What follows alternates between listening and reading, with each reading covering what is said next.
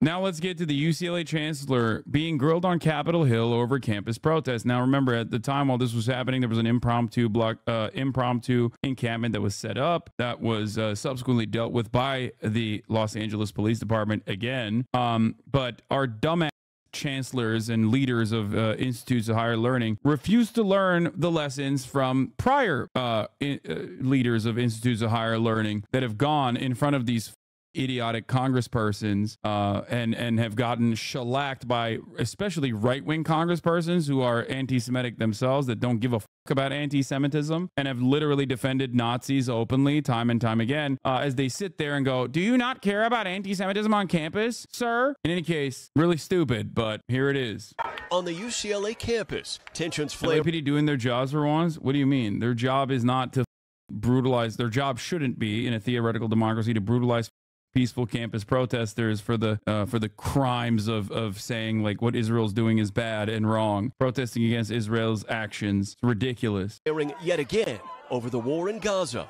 Police clashing with pro-Palestinian protesters Thursday, moving quickly to clear a makeshift encampment, turning back hundreds of demonstrators. The occupation of the academic building only lasted hours, but followed another standoff in Washington, where UCLA's Chancellor Gene Block faced tough questions on Capitol Hill over the protests, seemingly unaware of what was happening at his own school. There is no encampment, and there have been no demonstrations that are problematic. The university later acknowledging Thursday's clash, saying there is reasonable cause to find that demonstrators' activities are disrupting campus operations. University leaders from Rutgers and Northwestern also faced criticism, mostly from Republican lawmakers, accusing them of being too soft on pro-Palestinian activists. You decided to negotiate a sweet. Like, why would you ever go? Do you have to go to these congressional meetings? Just don't go. I don't understand it. What are you doing? Every single university president that literally went prior, like, it is insane to me that you watched literally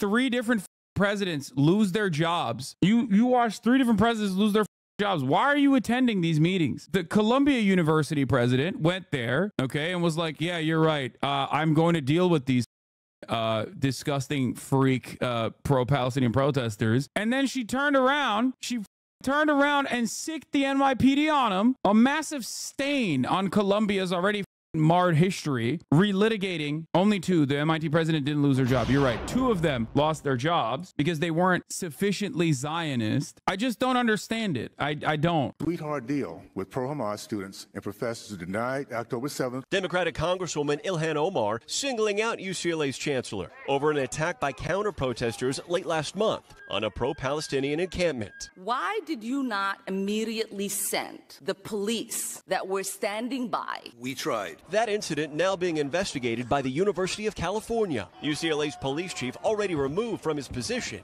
over the situation. But you can't deny that there was some anti-Semitic chants at UCLA campus. What was the chant? At the top of the hour that there's a 3-minute handbrake? Is that what you're going to say? Really? Is that what you're going to try? Because you're going to fail. The protest movement also impacting graduation ceremonies. At Harvard, hundreds of students walking out in protest of the school's decision to bar some students who participated in pro-Palestinian encampments from graduating. This semester, our freedom of speech and our expressions of solidarity became punishable. And despite the quiet morning right now, we've learned these demonstrations are far from over. Demonstrators announced yesterday that they're joining colleagues of their union at UC Santa Cruz and going on strike this upcoming Tuesday. They'll also be joining student employees at UC Davis. This will be thousands of them. They say that the school violated their employer rights by using law enforcement to disperse these protesters. Hoda? All right, Morgan Chesky for us there on the campus of UCLA. Morgan, thank you. Hey, thanks for watching. Oh, speaking of campus protests here, before we get to the Brooklyn thing, what was I gonna say? What was I gonna do? There was more I wanted to talk about. Oh, as far as campus protests goes, hey, you guys remember that one guy, the UCLA counter protester that was outed by, remember the a couple things that I need to mention here. 1, UCLA police chief temporarily reassigned in wake of counter protest violence. So that's something that happened. And the other thing that happened is that the man who was identified in attack on UCLA protest encampment has been arrested kid, Edon On, 18, was arrested Thursday and held in lieu of $30,000 in bail, according to the Los Angeles County Sheriff's Department. CNN identified him as one of the attackers in a special report last week. Campus police said On had been seen on video assaulting encampment occupants with wooden poles. Hopefully, more arrests will come, because there were more. Police said arrests came after an investigation that included interviewing victims and witnesses, reviewing security camera footage and publicly available photos from members of the public and the media. Part of the only reason why, for the record, that this kid was arrested was because he was singled out by CNN. Here, what is this? So CNN's doing the work of the police department. They've identified a few people. I'm going to talk about one right here. This is Edon On of Beverly Hills High School. He's graduating into this month, and then he's joined the IDF. So he's getting a little bit of practice in, it looks like. So they actually talked to their mom, or his mom, and she identified him. But then this was so funny. His mom outed him and was like, "What do you mean? It's great. That's awesome." Yeah, no, he was there, and I love that he was there, beating the shit out of those like fucking weird Hamas defenders or whatever. So I don't know. He was in Israel. He wasn't there. But then on Facebook, she posted, "This is my son." Basically, went to bully the Palestinian students in the tents at UCLA and played the song that they played to the Nakba terrorists in prison. So she was really proud of her son. Now she's saying, "No, that's not him." Now some people have identified her. She has a Beverly Hills catering company. Not positive. I'm not positive, but this is what some people are saying. That's the happy mom. I'm pretty sure I passed this group because they had the masks on, and it was about a quarter mile from where the action was when I was leaving, and then I came back. But I didn't record them, of course, because it was me. But like, there's about 10 of them at that time. I came out, I think, 3 different vehicles. But anyways, but I went back, and one thing I said was that there was a lot of teenagers. My sister's 17 and 4 of her classmates are graduating and joining the IDF is insane. Oh my God, dude. Oh my God. Dick riding another country's military is so insane because you see them doing genocide and you're like, I need to get a piece of that myself. Yeah. I told you guys, man. I told you guys, Beverly Hills Persians are operating on different playing fields. Like, you have never seen something like this. Okay, no disrespect to the Iranian diaspora, but goddamn, son, teenagers there. So I have no doubt that a lot of his friends go to high school with him. They went, did that. So hopefully they're punished before he goes to the IDF. Hopefully UCLA Police Department does their job. Otherwise, I feel like you're gonna have a lot of pro-Pally people show up to their graduation, because it seems like a lot of people from that. He's Westwood Maxing. Yeah, it is. Many such cases. Israel Katz says, in response to Spain's recognition of a Palestinian state and the anti-Semitic call by Spain's deputy prime minister to not just recognize a Palestinian state, but to liberate Palestine from the river to the sea, I have decided to sever the connection between Spain's representation in Israel and the Palestinians, and to prohibit the Spanish consulate in Jerusalem from providing services to Palestinians from the West Bank. If this ignorant, hate-filled individual wants to understand what radical Islam truly seeks, she should study the 700 years of Islamic rule in Al-Andalus, today's Spain. Israel, once again, has one speed and one speed only, which is, oh yeah, you told us not to be ruthless to the Palestinians. Well, guess what, dude? You're making me be even more ruthless to the Palestinians. Haha. One speed, bro. Yeah, I wonder who did the Inquisition against the Jews in Spain. Yeah, it's ridiculous.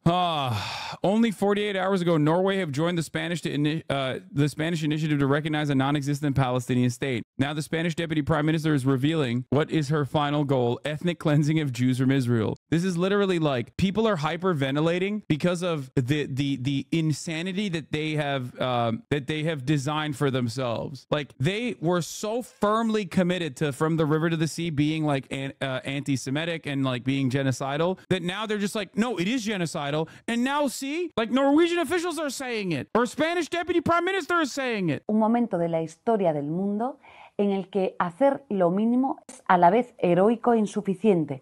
Por eso no podemos detenernos. Palestina será libre desde el río hasta el mar. Wild how the meta is, I'm insane and that's your problem. It's everyone's problem. It's so funny. It's also comical how every time their fifis are hurt, there's a leaked cabinet meeting of every minister conspiring like, how can we sanction the Palestinian Authority more? Yeah, they literally just have like one note. They have one speed. They have no other way.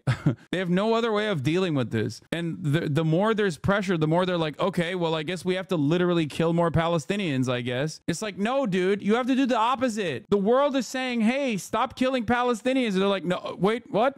Sounds like you want me to kill more Palestinians. I'm going to keep killing more Palestinians now. Yeah, just you wait. Anyway, let's get to Donald Trump holding a rally in New York while Biden courts Haley voters. And we watched it. We did a double watch party with Alexandria Ocasio-Cortez. Once again, a good reminder that the Bronx, 16% of Bronxites voted for Donald Trump in 2020. Not exactly a big turnout for Donald Trump, as you can see, evidenced by this aerial shot. 15.9%. Many of which also are not from the Bronx, as we saw in the crowd. The Bronx is like around 70% non-white. This crowd, on the other hand, is 90% white. So wonder where they came from.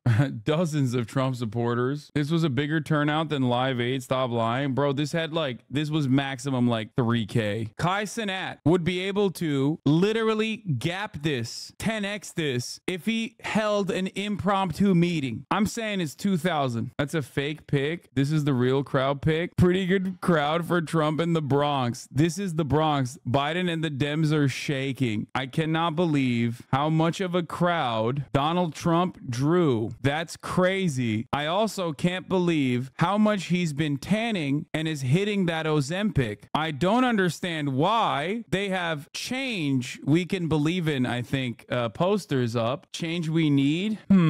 I mean, to be fair, yeah, this was the crowd for Kai's PS5 giveaway in Union Square.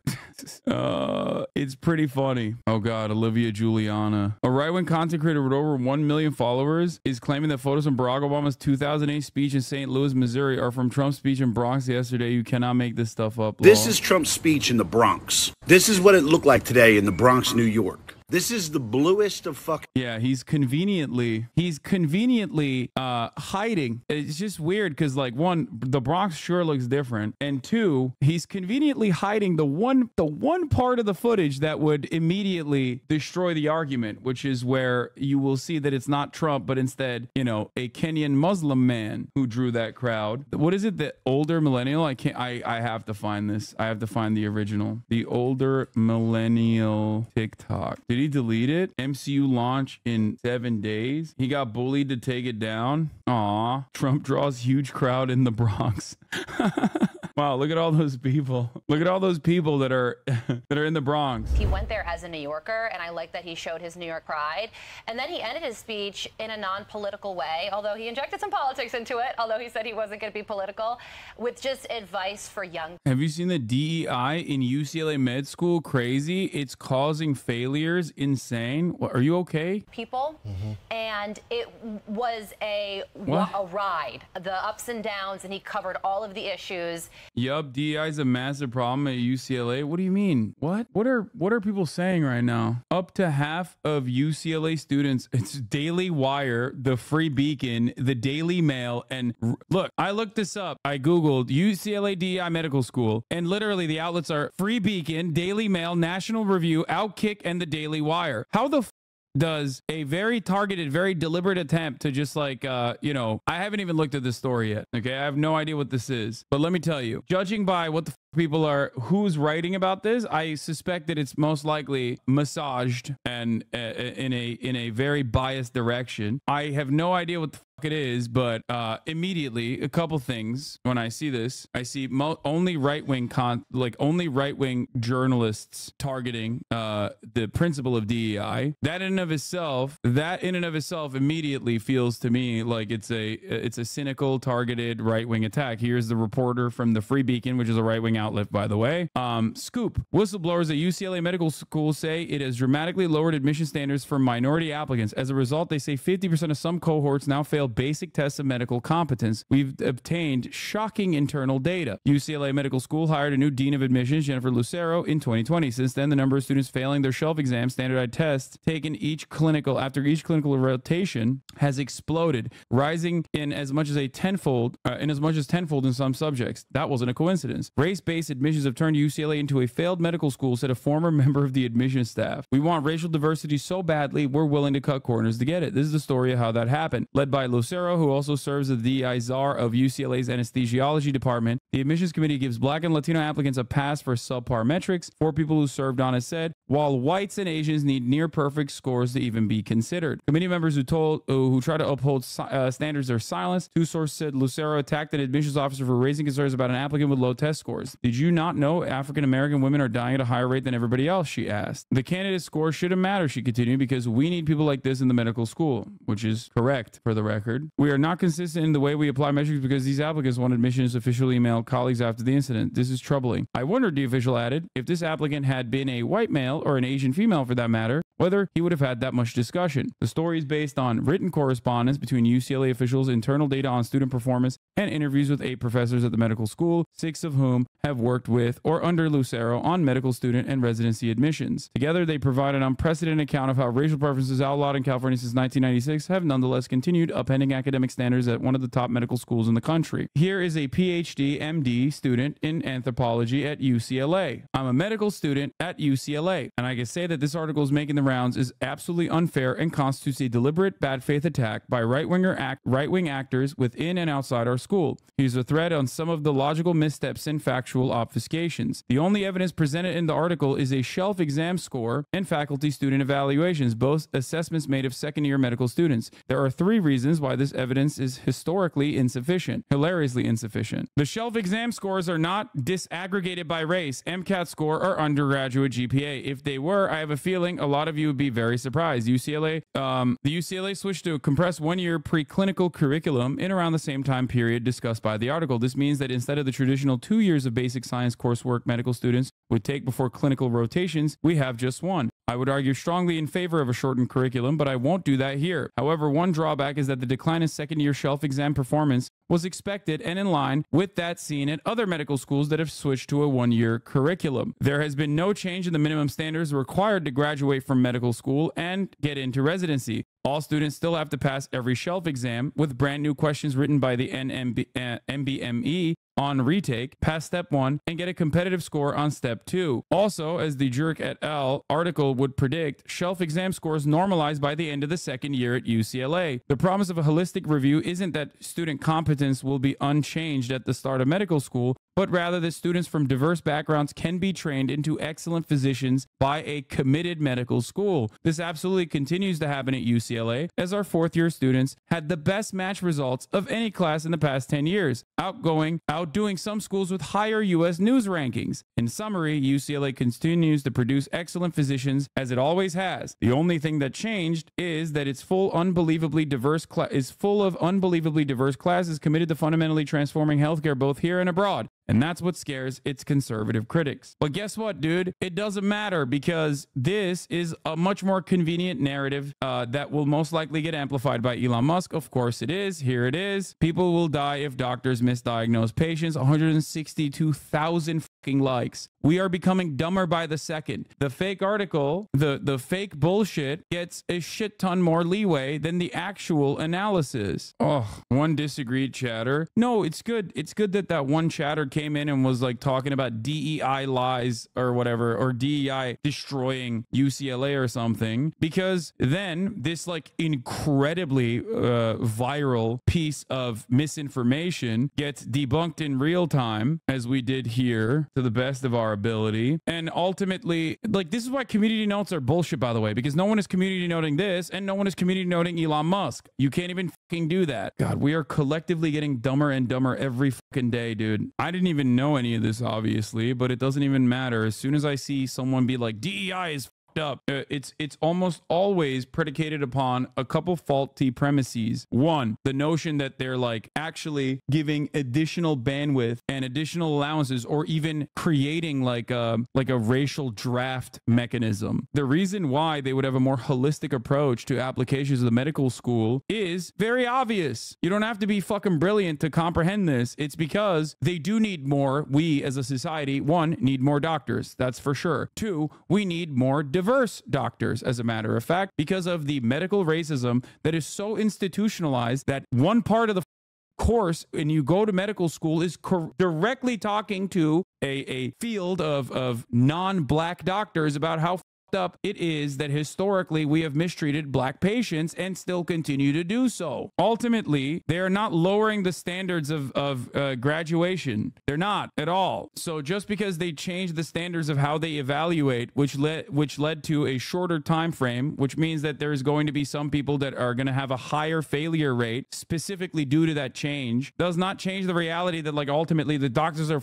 putting out are worse overall. But of course, it's much easier to just run along with a racist narrative that automatically presupposes that black and I guess brown Latino doctors are going to be worse than non-black, non-Latino doctors, and especially white doctors, of course. In some of the cohorts, she admitted more than 50% of students fail standardized tests on emergency medicine, family medicine, internal medicine, pediatrics. Those tests, known as shelf exams, are typically taken at the end of each clinical rotation, measure basic medical knowledge, and play a pivotal role in residency applications. Though only 5% of students fail each test nationally, the rates are much higher at UCLA. Failure rates have increased tenfold in some subjects since Lucero took over admissions. The uptick coincided with a steep drop in number of Asian matriculants and tracks the subject. And then, of course, because you can't just say white people, then they use Asians, because everybody understands when you say like, no, white doctors are better. White people, white supremacists, regularly weaponize Asian applicants in a way to still continue reinforcing white supremacist narratives. One professor said that a student at the operating room could not identify a major artery, then berated the professor for putting her on the spot. Another said that students at the end of the clinical rotations don't know basic lab tests and in some cases aren't able to present patients. I don't know how some of these students are going to be junior doctors. Faculty are seeing, dude, the botting has not stopped, by the way. Literally has not stopped. Ay, ay, ay. Poor mods. No, it's funny because like we just increased the follow limit to a day and then we use Fossabot to purge the bots anyway, so it doesn't even matter. Before the bot army can come in and like mass spam shit in the chat, they already get dealt with. Thank you for the free followers, I guess. Medical schools literally would rather just allow people to blame DEI instead of addressing and reforming their curriculum to actually promote self-directed learning, like what is needed for shelf exams. Students literally work all day in a clinic and are expected to study NBME question banks. I'm in medical school and not looking forward to my standardized test season. Of course, med schools aren't lowering their admissions or graduation standards, but even if we take their assumptions to be true, what's the argument? Med school admissions are so insanely high. Are they really saying that a doctor who got a 9.8 GPA is in undergrad is fine, but someone who got a 9.6 GPA is going to kill you in the operating field? This isn't even what's happening, but the standards are insanely high. I know. Ultimately, they're presenting it as though like black and brown students, it's pure racism. So obviously it leaves much to your imagination. There's a lot of holes in this argument that in many instances you will understandably ask about, but many people don't ask these questions and they automatically assume because of racism that like, oh no, black people with like straight C's are being able to get into fucking med school or some shit. Not to say that like a person with straight C's is going to be a bad doctor to begin with. We're not even having that conversation yet, but it's just an assumption overall. Most of this is just